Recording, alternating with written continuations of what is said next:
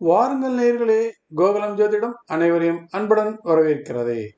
நாம் இப்பதிவில் பார்க்க இருப்பது அஷ்டாங்க தோஷம் என்ற தலைப்பின் கீழ் 8ஆம் இடம் தரும் இன்னல்களையும் 8ஆம் இடம் எப்படி கலத்திரத்தினை பாதிக்கிறது என்பதை பற்றியும் பார்க்க இருக்கிறோம்.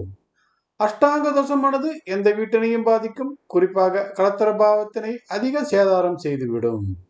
மீண்டும் சொல்கிறேன், கேட்டுக்கொள்ளுங்கள். அஷ்டாங்க தோஷமானது எந்த வீட்டினையும் பாதிக்கும், குறிப்பாக கலத்திர பாவமானது அதிக சேதாரத்தினை அடையும்.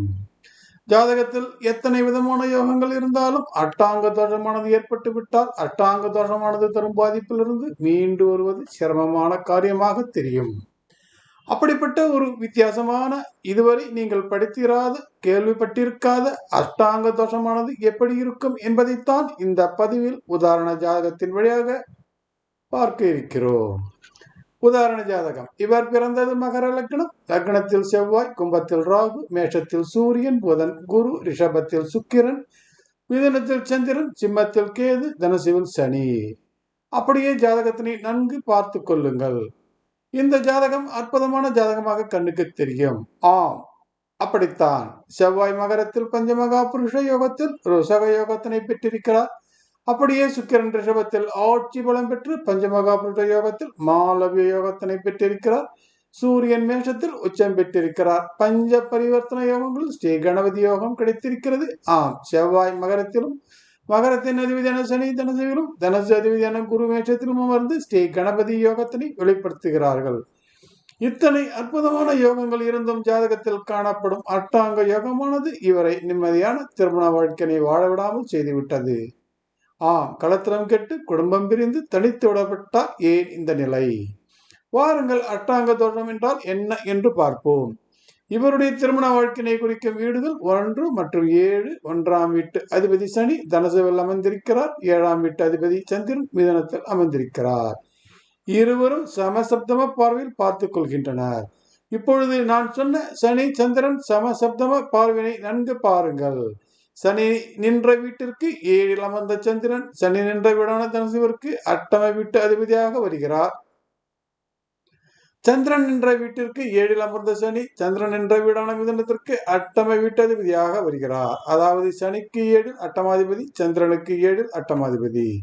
இப்படித்தான் ஜாதகர் பிறந்த லக்னமும் களத்திர லக்னமும் ஒருவருக்கொருவர் அஷ்டாங்க தோஷத்தில் அகப்பட்டு கொண்டதால் இவருக்கு கிடைத்த ருச்சக யோகம் பலனற்று போனது. இவருக்கு கிடைத்த மாலவிய யோகமானதும் பலனற்று போனது. இவருக்கு என்னதான் பஞ்ச பரிவர்த்தனை யோகங்களில் ஒன்றான ஸ்ரீ கணபதி யோகமானது கிடைத்திருந்தாலும் அந்த யோகமானது தவறான வீடுகளுக்குள் ஏற்பட்டு விட்டதால் ஸ்ரீ கணபதி யோகமானது நல்ல பலன்களை தருவதற்கு மிகவும் யோசிக்கிறது. அப்படித்தான் ஸ்ரீ கணபதி யோகமானது லக்னம், விரயபாவம், சுகபாவம், அதாவது 1, 12, 14 ஆகிய வீடுகளுக்குள் ஏற்பட்டதால் இந்த யோகமானது பலனற்று போனது.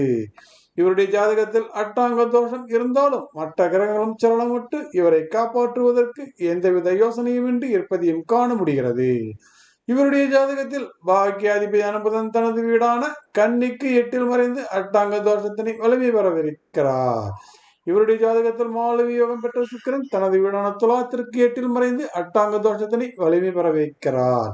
இவருடைய ஜாதகத்தில் ருச்சக யோகம் பெற்ற செவ்வாய் தனது வீடான விருச்சிகத்திற்கு பாதகத்தில் அமர்ந்து பாதக தோஷத்தினை வலிமை பெற வைக்கிறார். ஒருவருடைய ஜாதகத்தில் ஏதாவது தோஷங்கள் இருந்தால் அவற்றினை கண்டறிந்தால்தான் சரியான பரிகாரம் செய்ய முடியும். அதற்கு சரியான தீர்வும் ஒருவருக்கு கிடைக்கும். பரிகாரங்களை எப்படி செய்வது என்று தெரிந்தால்தானே பரிகாரங்களை செய்ய முடியும். பரிகாரங்களை செய்வதற்கு பரிகார கர்மா கிரகங்கள் தெரிந்திருக்க வேண்டும். இவருக்கு பரிகார கிரகங்கள் குரு மற்றும் புதன் ஆகும். இவர் குரு மற்றும் புதனுக்கு செய்யக்கூடிய பரிகாரமானது இவருக்கு சற்று ஆறுதல் தரும்.